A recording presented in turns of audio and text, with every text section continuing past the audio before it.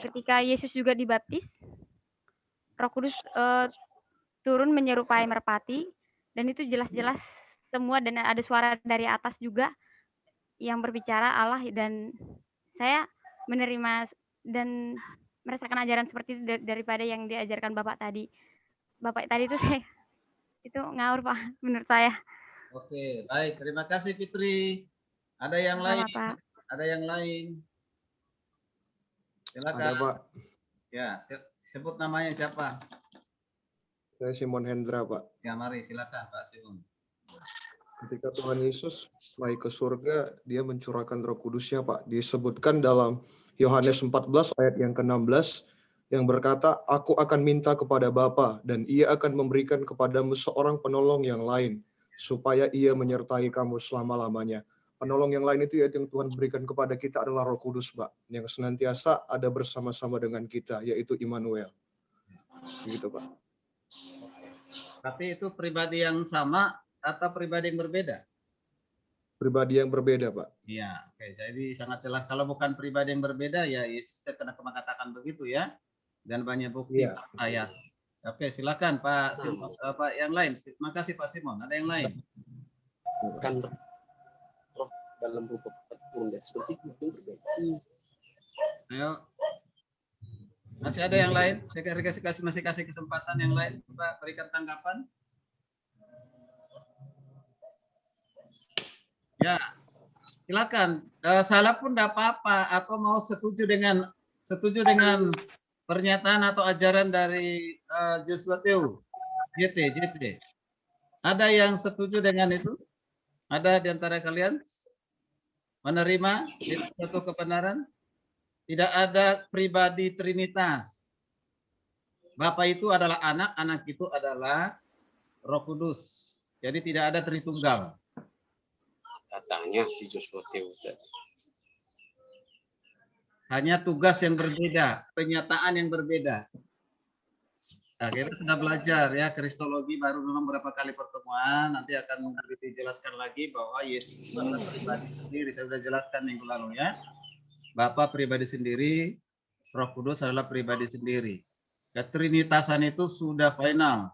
Bukan karena yang merumuskan ya di Konsili Nisea ataupun tokoh-tokoh gereja, ya, bukan. Tetapi itu merumuskan apa yang ada di dalam. Nah, ya, oke. Baik, kalau tidak ada kita lanjutkan. Ya, saya sengaja buka ini supaya wawasan kita dibukakan. Dan ingat, ini ajaran-ajaran begini sekarang lagi viral nih ya, yang merendahkan ketritunggalan.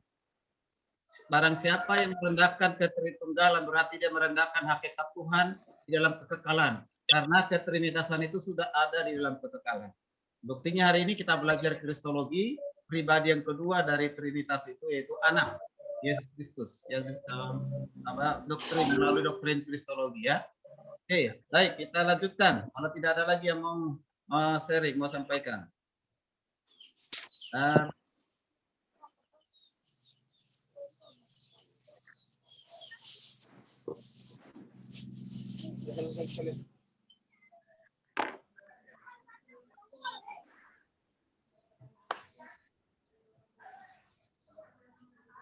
Ya, minggu lalu hari Senin ya. Senin atau hari apa? Rabu ya. Rabu malam kita sudah belajar kristologi atau Kristus dalam kekekalan masa lampau. Kristus dalam kekekalan masa lampau atau Kristus di dalam praada sebelum berinkarnasi, sebelum datang ke dunia sebagai manusia. Nah, saya berharap semuanya sudah mengerti, memahami. Mengapa? Karena hal inilah yang dapat membuktikan bahwa Yesus itu adalah Tuhan. Ya lagi, sebelum kita masuk materi keilahian dari Yesus, penting sekali pahami lebih awal keberadaan Kristus di dalam kekekalan, di kekekalan masa lampau atau praada. Nah, saya sudah sampaikan beberapa fakta Alkitab, ya yang menunjukkan bahwa Yesus sudah ada di dalam kekekalan. Ya, fakta di Perjanjian Baru dan juga fakta di Perjanjian Lama. Saya mau tanya dulu ya, yang sudah bergabung ini, yang ikut minggu hari Rabu, pas kemasannya masih beberapa hari. Silakan. Sudah. Ya, silakan. Apa ini? Jumin. Mana fakta yang pertama Perjanjian Baru? Ada, masih ingat? Evaluasi dulu nih. Fakta Alkitab Perjanjian Baru yang menunjukkan bahwa Yesus sudah ada di dalam kekekalan.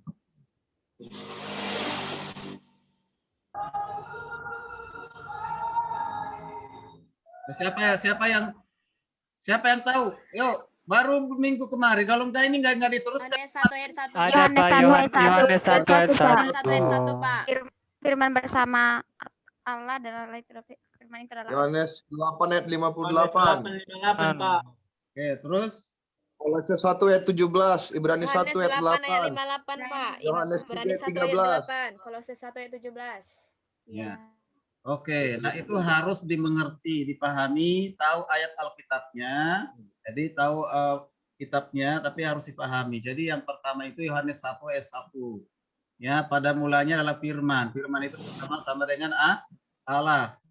Ya, itu merujuk kepada siapa? Yesus ada di dalam kekekalan bersama dengan Bapa. Ya, bersama dengan Bapa. Lalu yang kedua Yohanes 8 ayat 58. 58. Ya, apa di sana teksnya isinya? Sebelum Abraham lahir aku ada. Ya, sebelum Abraham ada, aku telah ada. Itu juga menyatakan apa? Pernyataan keberadaan Yesus. Bahwa dia sudah ada sebelum Abraham ada. Itu menunjuk kepada keilahiannya. Ya, keilahiannya, kekekalannya. Ya, kekal. Sebelum Abraham, dia sudah ada. Ya, aku, ini. Atau dengan sebenarnya aku ini menunjuk kepada akulah aku adalah aku sudah ada sebelum segala sesuatu ada. Oke, lanjut. Setelah itu apa tadi? Satu lagi, masih ada berapa lagi? Kolose 1 ayat 17. Ibrani 1 ayat 8. Ibrani 1 ayat 8. Ya, apa yang boleh dinyatakan di Ibrani 1 ayat 8 itu? Ya, Allah tetap untuk seterusnya. ya, bahwa tahtanya ada untuk selama-lamanya. Seterusnya. Nah, itu menunjuk ke pribadi yang kedua yaitu Yesus Kristus. Lanjut. Kemudian Kolose 1 ayat 17. ayat yang ke-17. Apa isinya di sana?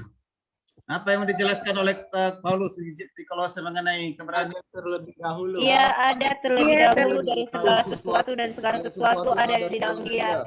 Ya. Dia lebih dahulu ada dari segala sesuatu. Sebelum ada segala sesuatu, Yesus sudah ada.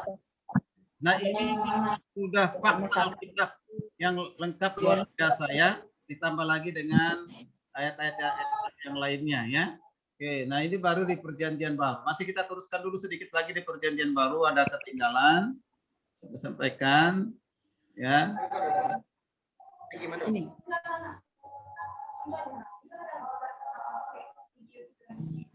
Stop dia.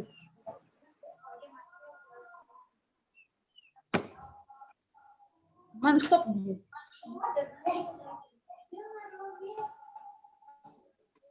Ya. Setelah Kolose 1 ayat 17 ada Wahyu 1 ayat 8. Wahyu 1 ayat 8 dan juga ayat 17. Minta tolong satu orang baca Wahyu. Beginilah firman Tuhan. Aku adalah Alfa dan Omega, firman Tuhan Allah yang ada dan yang sudah ada dan yang akan datang yang maha kuasa. Ayat yang ke-17. Ketika aku melihat dia, tersungkurlah aku di depan kakinya sama seperti orang yang mati, tetapi ia meletakkan tangan kanannya di atasku, lalu berkata, jangan takut, aku adalah yang awal dan yang akhir.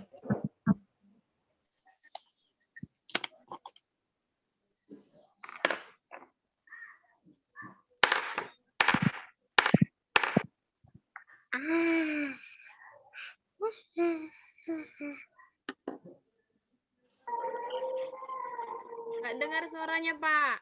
Halo Pak, Bapak udah mute. Kenapa jadi remote? Oke.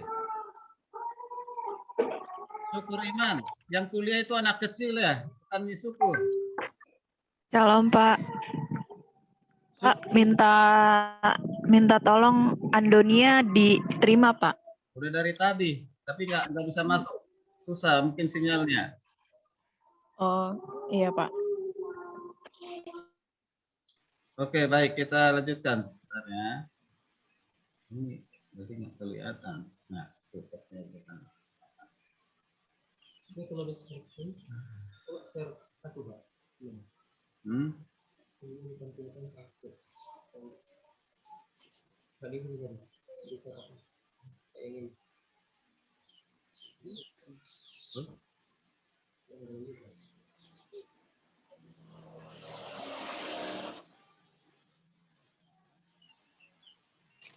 apa aja.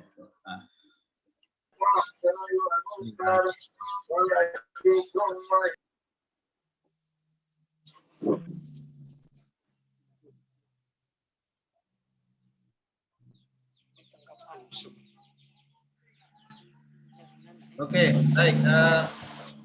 Tolong diperhatikan.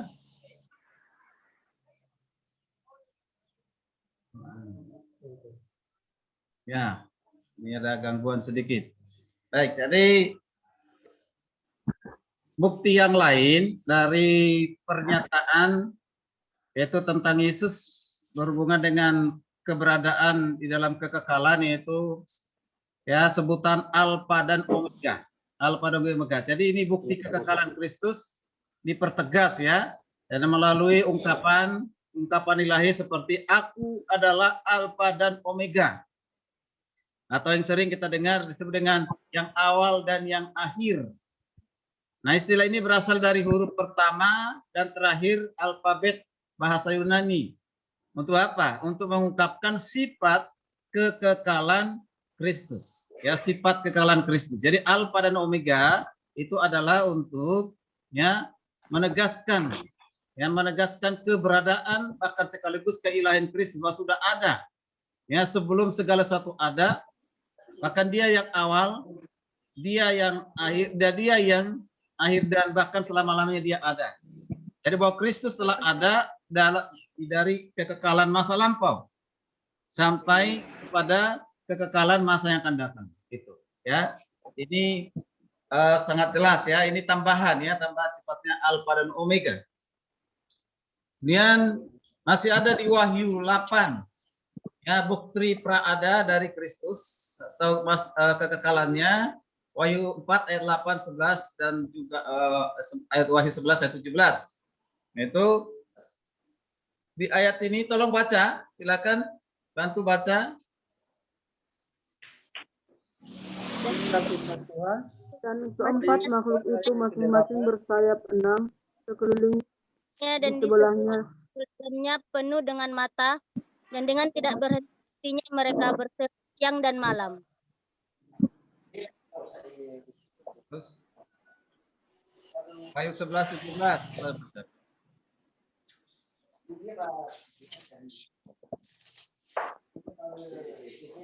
Sudah, Pak. Yang tadi mungkin ID-nya kali bisa nggak dapat ID-nya, gimana caranya? Wahyu 11 ayat 17 sambil berkata, kami mengucap syukur kepadamu, ya Tuhan Allah yang Maha Kuasa, yang ada dan yang sudah ada, karena Engkau telah memangku kuasamu yang besar dan telah mulai memerintah sebagai Raja.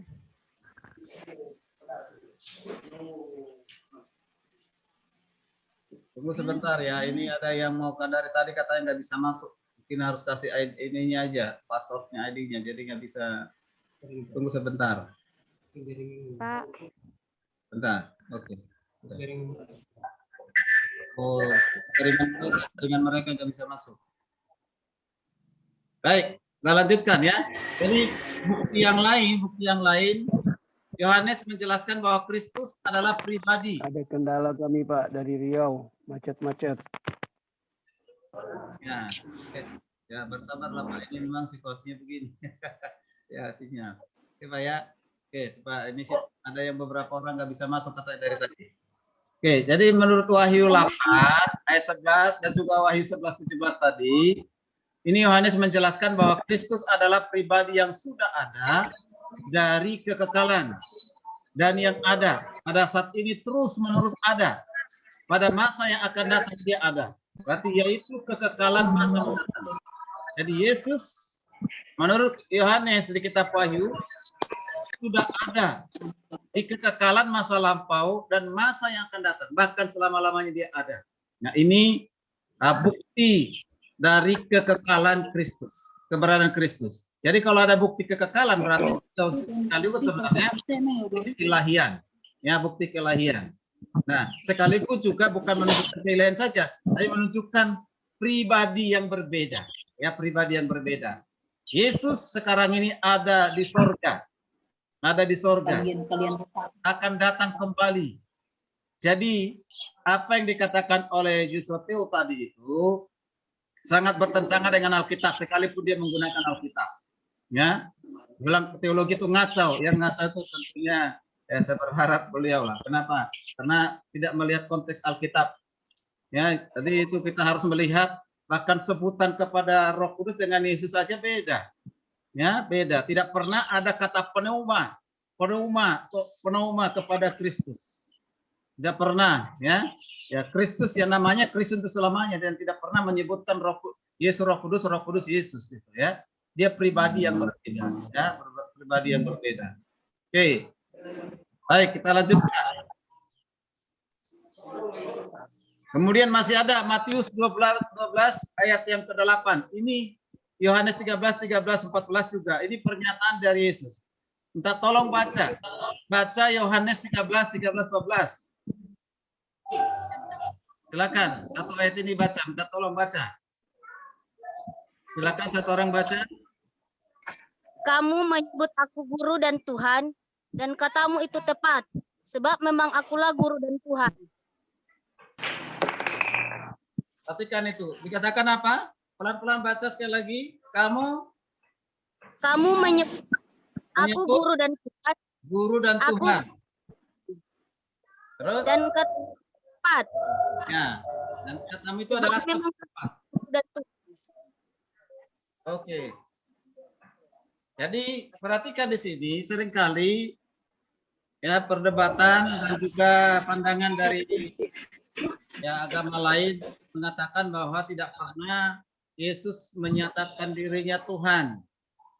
Yesus tidak pernah menyatakan dirinya Tuhan di dalam Alkitab. Itu hanya murid-muridnya yang mengatakan demikian. Murid-muridnya lah yang mengangkat bahwa Yesus itu Tuhan. Bahkan baru-baru ini ada Eki Sujana mengatakan yang membuat Yesus Tuhan itu adalah pertemuan di pertemuan oleh tokoh-tokoh gereja, ya, yaitu yang disebut dengan pertemuan Kalsedon itu ya. Jadi orang-orang tertentu yang membuat. Apakah benar demikian? Ya. Nah, ini ajaran-ajaran yang sumbang yang sampai saat ini ya ada ya, bahkan viral. Ya, ini baru-baru tadi saya lihat ada Eko Sujana mengatakan demikian. Jadi Yesus sendiri tidak pernah menyatakan dirinya Tuhan. Itu adalah pernyataan dari beberapa tokoh ya, bahkan teolog-teolog itu. Nah, salah satu ayat yang hari ini, salah satu ayat yang sudah sangat jelas dan ini tidak bisa dipatahkan, tidak bisa ya dipungkiri dan ditolak. Apa yang dikatakan oleh Yesus dari Yohanes 13. Kamu mengatakan aku guru dan Tuhan. Perkataanmu itu tepat, artinya benar. Oh, akulah Tuhan. Kalau pada saat itu misalnya Yesus hanya manusia biasa, bukan Tuhan, maka dia bilang, kamu salah, keliru, ya, aku bukan Tuhan. Tapi Tuhan tidak menolak ketika dikatakan, engkaulah guru dan Tuhan. Yesus tolak kak pada saat murid-muridnya mengatakan demikian.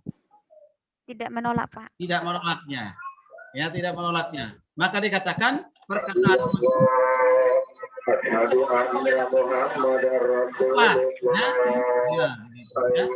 perkataan berubah dan benar. Tolong Di-mute. teman-teman yang lain supaya di-mute. Tolong di-mute, Yang lain Suce. tolong di mute biar bisa Suara- dengar, Bapak.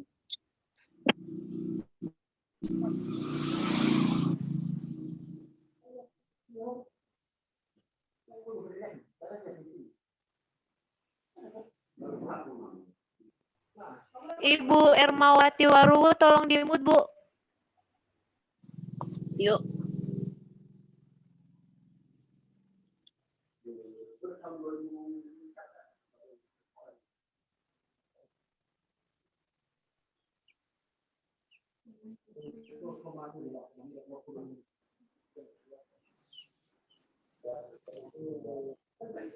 Bu Erma, tolong di-mute, Bu.